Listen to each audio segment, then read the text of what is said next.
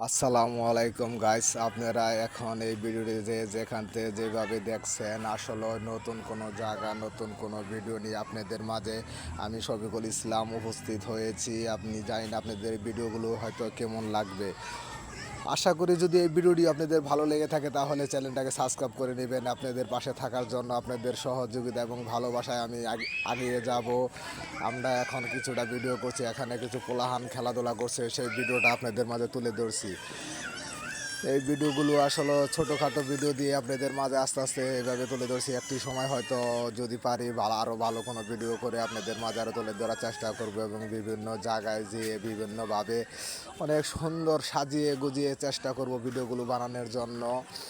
কারণ আপনারা যদি হয়তো আপনাদের ভালোবাসা এবং আমাদের পাশে থাকলে আপনাদের পাশে থাকার জন্য অনেক কিছুই হয়তো হতে হবে।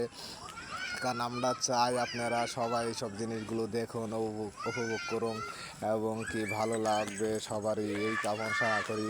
আপনারা যেখান থেকে ভিডিওগুলো হয়তো দেখবেন সবার প্রতি রইল আমার আন্তরিক ভালোবাসা এবং অভিনন্দন। আপনাদের ভালোবাসার প্রতি সবাই যেন থাকেন। এই ভিডিওগুলো আসলে আমরা অ্যাকচুয়ালি কোনো রকম ধরে ধরে রাখছি এইভাবে দেখানোর।